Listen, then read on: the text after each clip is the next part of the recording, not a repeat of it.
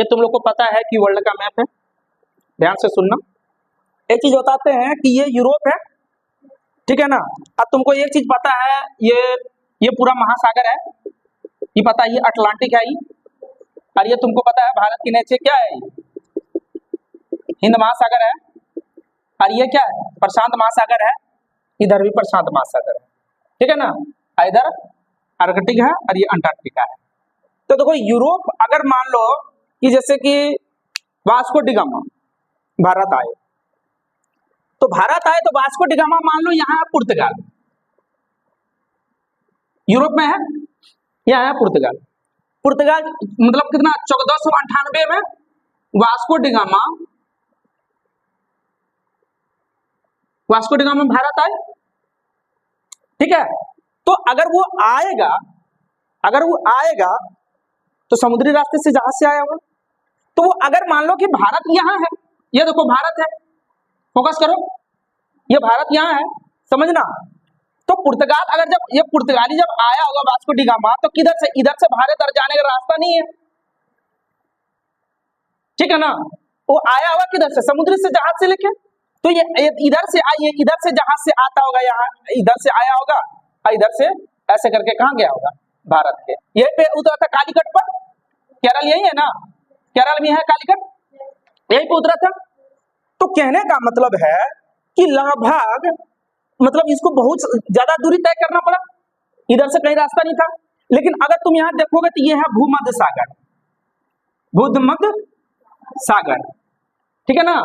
जो बर्फबारी होती है ना, तो यहीं से हवा उठती है, पश्चिमी विक्षोभ भूमध्य सागर से जो भारत में कराती है, ठीक है ना। तो हुआ क्या कि 1869 में यहाँ पे भूमध्य सागर से एक नहर चालू किया गया, इस तरह एक नहर है, ये नहर ऐसे पहले बंद था, ये नहर चालू किया गया। इस नहर का नाम है स्वेज नहर, स्वेज नहर। अगर अब कोई यूरोपीय आएगा भूमध्य सागर से और डायरेक्ट स्वेज नगर होते होते, स्वेज नहर से होते होते कहां चल जाएगा, भारत से, भारत चल जाएगा। मतलब कहने का मतलब है कि इधर आने की तुलना में अगर स्वेज नहर से जाएगा तो 7000 किलोमीटर कम तय करना पड़ेगा। अगर इधर से भारत आया तो 7000 किलोमीटर ज्यादा चलना पड़ेगा, और वही भूमध्य सागर होते होते स्वेज नहर से अगर इधर से आया, कहा ये अरब सागर है, तो कितना 700 किलोमीटर कम आना पड़ेगा, सॉरी 7000 किलोमीटर। बात समझ में आया। अब सबको लगता है सर हम लोग क्या देखते हैं, यहाँ बहुत पुराना है, हाँ यहाँ हड़प्पा सभ्यता यहाँ 2500 लेके 1750 यहाँ ईसा पूर्व पहले है, और ये 1498 का बात कर रहा है। तो क्या हम लोग दिल्ली सल्तनत उसमें था नहीं, कैसे फिर चंद्रगुप्त मौर्य का युद्ध हुआ, वो कहाँ का था, क्या भारत नहीं था? भारत था, लेकिन यूरोप वाला को पता नहीं था कि भारत एक देश है, सोने का चिड़िया है, सोने का, यूरोप वाले को पता नहीं था। यहाँ होता क्या था कि यहाँ जैसे सब कोई आता था ना, यहाँ पे ऐसा घूर्णी उठता था, ठीक है ना, शायद इसका दक्षिणता क्या टाउन नाम है शायद, ठीक है ना। यहाँ एक ऐसा घूर्णी था, ऐसा घूर्णी था कि कोई भी नाव आता था यहाँ डूब जाता था, कोई भी नाव आता था यहाँ क्या करता था, डूब जाता था, ठीक है ना। तो वास्को डी गामा आया, पता नहीं लकी होगा, पहुंच गया भारत, और भारत पहुंच के वहां जाके यूरोप में बताया कि भारत एक देश है। और जब यहाँ के खाया हो ना, तो खाना बहुत स्वादिष्ट लगा इसको। तो यहाँ जो कुक था उसको पूछा गया तो कितना स्वादिष्ट खाना, तो वो बोला कि यहाँ का मसाला का कमाल है। यहाँ किसका कमाल है? मसाला का कमाल है। तो वही क्या किया, वास्को डी गामा मसाला का व्यापारी चालू कर दिया यहाँ से, और बहुत पैसा कमाया। बात समझ में आया? बहुत पैसा कमाया। उसके बाद बगल में ही एक देश है, जानिए रहा है, इंग्लैंड, उस चोटा का भी नजर पड़ गया, ठीक है ना, उस चोटा का भी नजर पड़ गया भारत पर। भारत आया, देखा यहाँ एकदम बहुत ज्यादा है, वो सोचने लगा कि क्या से क्या करें, ठीक है ना। वो कभी यहाँ कुछ नहीं कर पाता, ठीक है, उसको औरंगजेब थोड़ा सा दे दिया, लेकिन जब तक औरंगजेब जिंदा था तब तक उसको यहाँ पे हल्ला नहीं बोलने दिया। 1707 में औरंगजेब की जब मृत्यु होती है ना, तब वो मुख्य रूप से भारत पर कब्जा जमाना चालू कर देता है अंग्रेज, ब्रिटिश। तो हिस्ट्री में बताएंगे, मजा आएगा, ठीक है ना। तो स्वेज नहर के बारे में बताया, समझ में आया? कोई समस्या, कोई दिक्कत, समझ में आया? ऐसे पढ़ो जैसे कि मजा आ जाए, कोई दिक्कत?